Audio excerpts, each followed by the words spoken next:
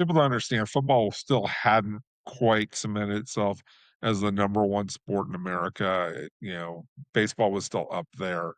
And there's definitely a competition going on between the two sports. So Pete Rozelle, who was the commissioner at the time, has a meeting with Elway's agent as Elway is trying to leverage baseball against football.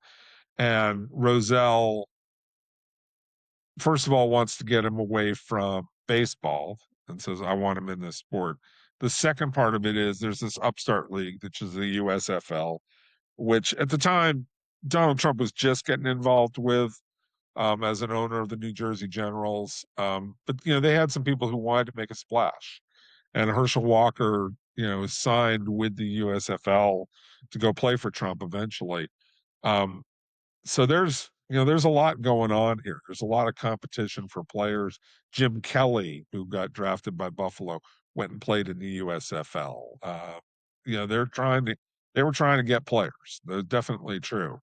Um, and so Rozelle is concerned about all of that. Okay. They're also coming off of a player strike in 1982. So, there's the NFL is kind of wounded because people, the networks and the fans are sitting here going, you missed basically half the season last year. What's going on here? So they're trying to solve that. Um, there's just a lot up in the air.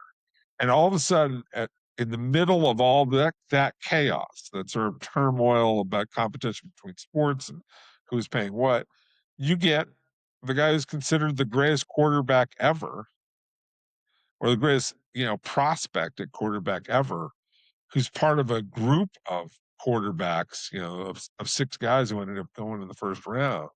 This bevy of guys at a time when the game is changing and going to be more influenced by quarterbacks than ever before because of the way the rules change. You get the number one prospect, and like half the NFL is interested. Now it comes down to 5 or 6 teams that have the wherewithal to do it. But John Elway was so good that Bill Walsh, who was coaching the 49ers and had already won a Super Bowl with Joe Montana, thought about making the trade to go get Elway and get rid of Montana.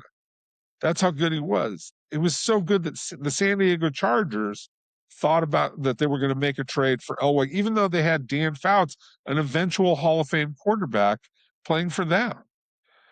You know, you know, the Raiders push all in to try and make this trade happen. And the one place that Pete Rozelle won't let John Elway play is the Raiders.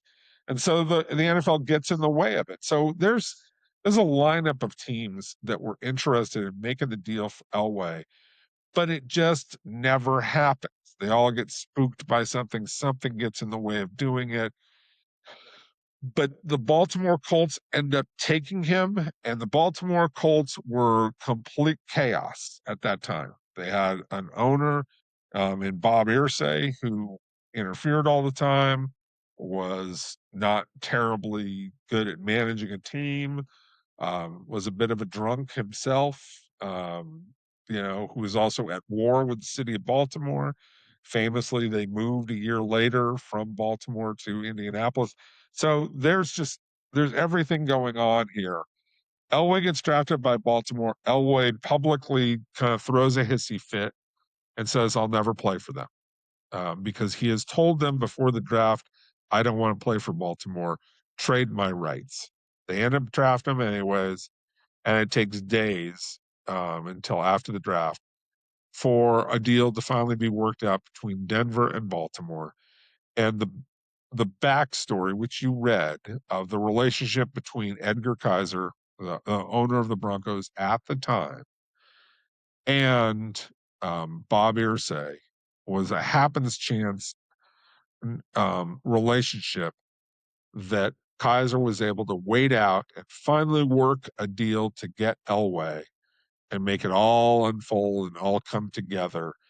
And it's a bit of a minor miracle that he ends up in Denver in what ends up being a steal of a trade. The Baltimore Colts ended up with a guy named Chris Hinton, had a terrific career. They ended up with a couple of other players who were okay.